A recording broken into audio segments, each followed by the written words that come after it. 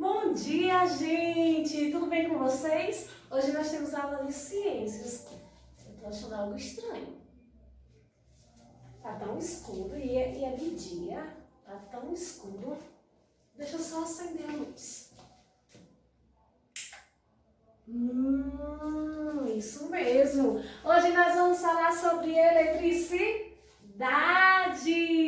Hoje nossa aula vai ser sobre eletricidade. E nós vamos falar alguns pontos sobre a eletricidade, tá bom? Então eu peço para vocês abrir na página 24. Abra um livro de ciências na página 24, que nós vamos fazer a leitura e vamos ver exemplos que eu coloquei aqui no nosso quadro, certo? Vamos ler o primeiro parágrafo. O ser humano começou a gerar energia elétrica e a partir disso o modo de vida das pessoas mudou bastante. Atualmente, a eletricidade faz parte da nossa vida e tornou-se fundamental para o nosso desenvolvimento, ou seja, para o nosso conforto, para o nosso progresso, certo? Eu trouxe dois exemplos aqui de como era antes. Aqui, ó, nós temos aqui o ferro, certo? O ferro antes era uma base a base de ferro mesmo, e dentro dele se colocava carvão. Esse carvão estava lá no processo de combustão, olha lá o assunto se interligando, estava no processo de combustão e passava ferro nas roupas. Hoje em dia, atualmente, já está muito diferente. Atualmente nós já não utilizamos mais aquele modelo que eu mostrei. Nós utilizamos os ferros elétricos, certo? Eu acredito que na casa de vocês tem o ferro sim. E vocês percebem que para utilizar esse ferro, precisa de energia elétrica. Então isso faz parte da sua vida. Você não vai sair para uma apresentação de um trabalho na escola, ou os pais de vocês vão sair para trabalhar com as roupas totalmente amassadas, não. Então faz parte do nosso dia a dia, está no nosso cotidiano, certo? Então esses exemplos que eu trago para vocês são exemplos que nós utilizamos no nosso dia a dia e que tem a ver com o assunto de energia elétrica, certo? No segundo parágrafo diz: a eletricidade pode ser percebida quando ligamos a TV ou o computador, certo? Acendemos uma lâmpada, como fizemos há pouco. Guardamos um alimento na geladeira para conservá-los. E também entre várias outras ações que estão no nosso cotidiano. Então todas as ações, nós vamos perceber nossas ações e vamos identificar quais são as ações que estão interligadas à energia elétrica. Eu acredito que a primeira ação vocês já estão fazendo, que é assistir a videoaula. Então, o celular, ele precisa de energia elétrica para carregar a sua bateria. Então, olha aí a energia elétrica no nosso cotidiano. E é essencial a energia elétrica para vocês assistirem às nossas aulas. Então, vamos lá. Professora, quais os tipos de energia elétrica? Nós temos a força dos ventos. Aqui no Jatobá tem um exemplo da energia elétrica baseada nas forças dos ventos, certo? Nós temos os raios solares. Não sei se vocês já viram casas em cima do telhado com placas enormes de metais. E ali nós temos exemplos de energia solar, de raios solares, certo? A queima de gás e a força da água. Professora, por que a senhora colocou aqui como fonte principal a força das águas? Porque no Brasil, principalmente, certo, nós utilizamos a energia elétrica baseada na força das águas.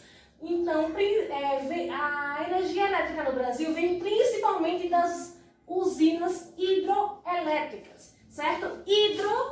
Quando nós ouvirmos falar da palavra hidro, nós vamos lembrar de água, certo? Então, hidroelétricas, a água, elétrica, a eletricidade. Então, a energia vem da água, da força da água, tá bom?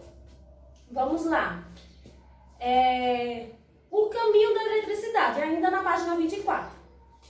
No Brasil, a maior parte da energia elétrica usada é gerada em usinas hidrelétricas, certo?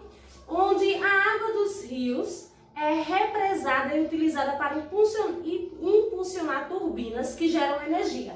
Como eu trago no exemplo aqui de vocês, certo? Ó, nós temos aqui um rio, e é construído uma base, ó, tá percebendo aqui essa base de cimento? É construída essa base. E dentro dessa base tem umas passagens dos canos. Então são os tubos, certo? A água, ela desce com toda a pressão, com toda a força. Quando ela desce, ela passa pela turbina. Então a turbina gira com muita força, porque tem as placas, é como se fosse um ventilador. Tem as placas e nessa turbina, toda a força da água, ela passa por essa turbina e essa turbina, ela vai para o seu gerador. Toda a energia que é feita com essa força da água passa para o gerador. Depois desse gerador, é transformado, certo? No transformador. A energia vai para o transformador e tem as linhas de transmissão, que são aqueles, não sei se vocês já viram, se já viajaram e perceberam nas estradas, aqueles postes enormes, certo? São as linhas de transmissão que vai para os postes e assim para a casa de vocês, certo? Para as tomadas, tá bom? Vamos lá. Nas hidrelétricas, a água represada sofre uma queda. Então, a água que está aqui, certo? No reservatório, ela sofre essa queda, certo? E aí elas fazem assim a turbina girar, tá bom? Não tem aquelas portas um exemplo, não tem aquelas portas de banco que fica girando. Então, se passar muitas pessoas, a porta vai continuar girando. Se você passar a todo instante ali naquela porta, a porta continua girando. Porém, aqui é a água vem com toda a força e as placas vão girando na turbina, certo? Então, vai acionar os geradores e esses geradores é capaz de transformar, certo? A energia do movimento, a energia do movimento, a mecânica, tá bom? Em energia elétrica. Então, essa energia elétrica é conduzida por cabos de rede de distribuição até as cidades. Apesar de ser uma forma de obtenção de energia pouco poluente, as usinas hidrelétricas não são isentas de problemas sociais e ambientais, certo? Há muito problema ambiental no momento da construção das usinas hidrelétricas. Porque no momento da construção, você constrói aquela base e aquele reservatório pode alagar cidades, certo? As pessoas, os animais que estão ali, eles podem perder o seu habitat e assim morrerem ou por falta de comida ou por falta dos locais. Na página 25 nós temos aí a construção da usina hidrelétrica de Belo Monte, certo? Diz que foi construída em uma grande área de floresta amazônica e que precisou ser desmatada. Olha aí a construção dessa usina, precisou desmatar essa floresta, tá bom? E com isso, todo o local foi, querendo ou não, acabou. Todo o local ali se depresou, acabou completamente. Os animais em extinção, os locais, a cidade alagada, os animais perderam os habitats. Então, com a instalação dessa hidrelétrica, eles precisaram retirar do lugar, os animais precisaram se retirar do lugar para que assim eles pudessem viver, né? Porém, muitos não sobrevivem, então nós precisamos ter aí um cuidado quando nós pensamos em usinas hidrelétricas, tá certo? Hidrelétricas. hidrelétricas. Vou corrigir aqui, tá bom? Eu botei hidrelétricas, ok? Então vamos lá, nós já falamos sobre energia elétrica, que aqui no Brasil tem como fonte a força das águas, principalmente. Falamos também sobre o funcionamento, como é que funciona, e agora nós vamos para o circuito elétrico. Professora, para nós irmos para o circuito elétrico, nós temos que entender que existem bons condutores de eletricidade e existem maus condutores de eletricidade. Eu trouxe aqui um exemplo para vocês, um bom condutor de eletricidade.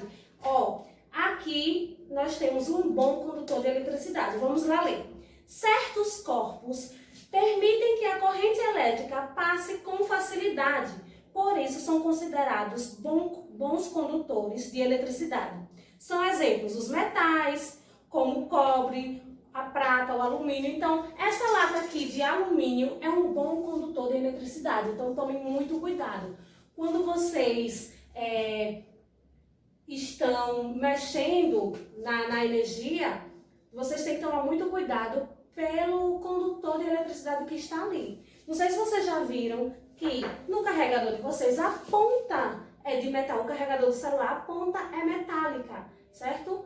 Porém, ela é toda no plástico. Por quê, professora? O plástico não é um bom condutor de eletricidade, é um mau condutor de eletricidade. Por isso que tem essa junção aí, certo? Outro mau condutor de eletricidade é a colher de pau. Aqui, outro exemplo que tem na casa de vocês é a colher de pau. É um mau condutor de eletricidade. Por quê?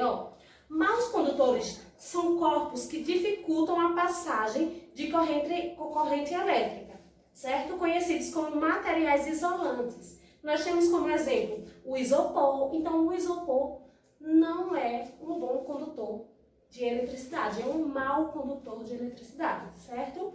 A borracha, nós temos também o couro, o plástico, certo? A madeira. Então, todos esses exemplos são exemplos de maus condutores de eletricidade, certo? Vocês percebem que o fio de transportar essa corrente elétrica, nós percebemos que ele dentro realmente existe o fio, porém a sua estrutura, a sua cobertura é feita de plástico, certo? É um material, porque o plástico é um mau condutor. E o fio que está dentro, o fio que passa a corrente elétrica, é um bom condutor. Então, é justamente para evitar o choque, certo? Para evitar algum acidente, certo? Já que o plástico é um mau condutor de eletricidade. Vamos lá para o circuito elétrico. Para que um aparelho elétrico funcione, é preciso que a corrente elétrica percorra um caminho fechado dentro dos fios. Foi o que nós falamos agora. Sem interrupções, ou seja, um circuito elétrico.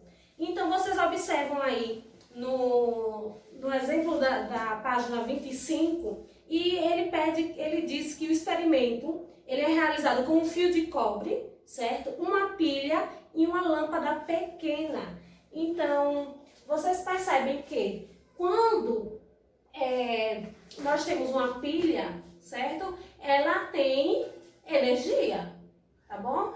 Quando você coloca a lâmpada no positivo e o fio condutor no negativo, ela consequentemente, ela percorre, certo? Esse caminho fechado pelo fio e não tem interrupções e aí gera a energia elétrica, certo? Vamos lá. Olha aqui, ó. Aqui nós temos a pilha, que é a fonte de energia, certo? A pilha é a fonte de energia. Nós temos os condutores, que são os fios, e a carga elétrica, que é a lâmpada. Então, quando eles estão ligados sem interrupções, consequentemente, ele gera energia elétrica. Então, aí está um circuito elétrico. Também vou deixar um vídeo aqui de uma menina que montou um circuito elétrico simples. Não façam em casa, pois eu acredito que ela tenha instruções dos pais ou de alguma pessoa especializada. Então, eu só peço que vocês assistam para vocês perceberem como funciona o circuito elétrico. Então, aí vocês vão fazer a atividade da página 26, certo? E 27. Fica a minha aula para vocês. Qualquer dúvida, vamos entrar em uma chamada via WhatsApp e aí eu tiro essa dúvida para você. Um cheiro e espero que vocês tenham gostado.